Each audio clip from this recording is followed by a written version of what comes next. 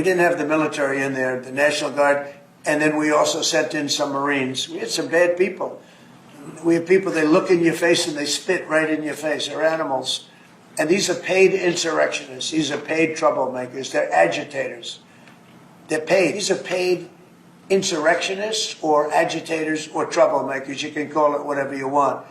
And we ended it, and we have in custody some very bad people. The irony of Donald Trump, of all people, calling the recent anti-ICE protests in Los Angeles a paid insurrection aside, it should be known that this is exactly how we expected his administration to respond to Angelenos protecting their communities and neighbors. Take a look at just some of the rhetoric he was spewing about Black Lives Matter protesters all those years ago. Criminals and vandals, criminals, thugs, an angry mob, angry mobs, an angry mob, rioting, violent mobs, arsonists, looters, criminals, rioters, dangerous thugs, domestic terror. I am your president of law and order. Right now, I think the nation needs law and order. We need toughness and we need law and order. We have anarchists, we have terrorists, we have looters. We have a lot of bad people in those groups. And if you watch fake news CNN, it's almost like these are the most wonderful people on earth. They're not. Right. When you look at the real clips, they're not. There are a lot of bad people. There are a lot of really, really bad people in there. I am law and order. They're not. If they're not for law and order, you're going to lose the country. I hope they also use our National Guard. Call me. We'll be ready for them so fast their heads will spin. We did it in Minnesota. The National Guard went in, and one night it was over. You don't see the problem in Minnesota now at all. You have to dominate the streets. You can't let what's happening happen.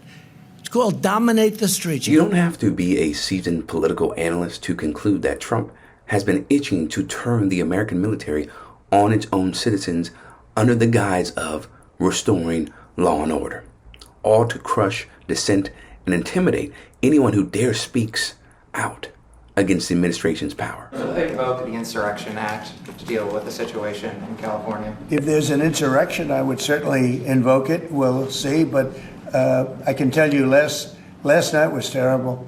The night before that was terrible. And we have it in great shape and not playing around. How will you determine whether or not there is an insurrection? Well, you'll take a look at what's happening. I mean, I could tell you there were certain areas of Los Angeles that you could have called it an insurrection. It was terrible. But these are paid insurrectionists. These are paid troublemakers. They get money. Another day and another baseless claim by Trump. This time, he's pushing the narrative that these protesters are being paid to be there. Again, I don't know why anybody with a brain would believe that, but there are, unfortunately, a lot of people who do not seem to have a brain that do get caught up in the lies that he spreads. But the reason why I think Trump and the Republicans would be motivated to play into and spread this narrative is because they want to make it seem, well, one, they want to show you or tell you or make you think that, yeah, these people don't care about the cause. They're not doing this for their families or, their neighbors. No, it's all because somebody gave them a check. And so that's why they're out there. And there's no other reason why they would be fighting for their lives and fighting back against ICE.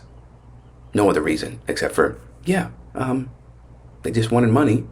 So they're out here for a fake cause, even though we know that's the furthest thing from the truth. The radical left, it's usually radical left, and it's usually governors that are Democrat, and they don't want to call them in. They don't want to save lives. They don't want to save property. They don't want to call them in. I don't know what it is.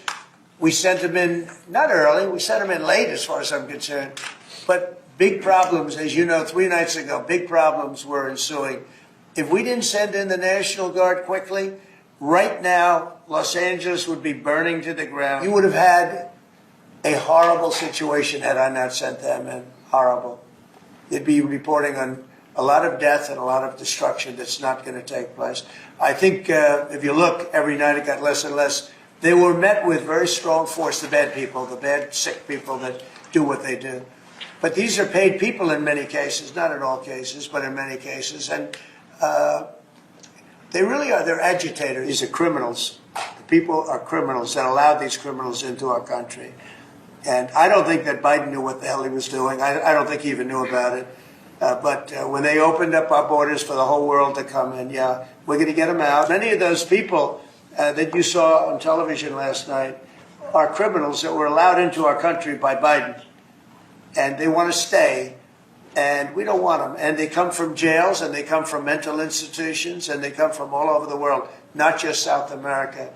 And we're not going to let them stay. The reason why Trump gives a false characterization of these protesters, and more importantly, the message and the goal of these protests, is to justify all of the violence that the law enforcement is subjecting them to, right?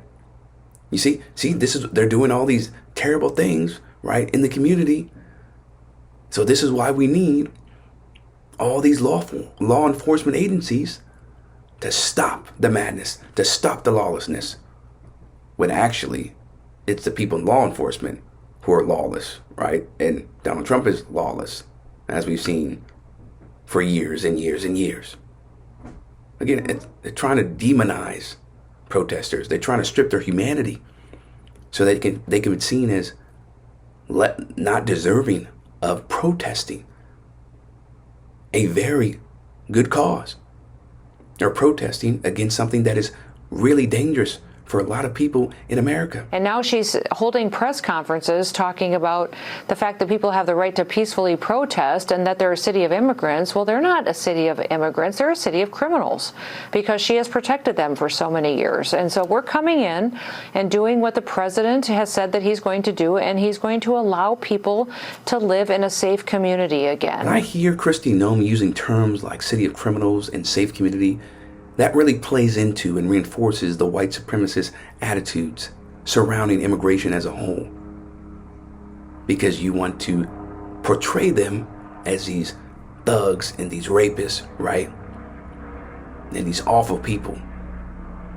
When in actuality, they're some of the hardest workers in America overall, and they deserve to be treated with respect, right? And humanity. It's actually, the real criminals are, some of them are in office, and some of them are in the cop force, right? On the cop force, law enforcement, okay? Those are real criminals when we talk about who's doing the most harm to our society in America specifically. These are, you could not use the word insurrection, but you could also use the word, these are very dangerous people. They're bad people. They were met with heavy force and they folded. And they may be there a little bit tonight, they may be there a little bit, but it seems to be getting less and less because they're going there and they're met with a very heavy force. And if they weren't, you would have that city right now would be on fire. It would be burning down. The rest of it, what's left over, we're going to be celebrating big on Saturday. We're going to have a lot of, and if there's any protester who wants to come out, they will be met with very big force. By the way, for those people that want to protest, they're going to be met with very big force. And I haven't even heard about a protest. But, you know, this is people that hate our country, but they will be met with very heavy force. This press conference and Trump's response to the LA protest show us just how ambitious this administration is in becoming an authoritarian regime. And in some ways, they already are an authoritarian regime, right? It's clear as day, crystal clear, black and white. You can see it. If you don't see it, then you're not awake. They do not want to, a democracy, we are far from a representative democracy, right?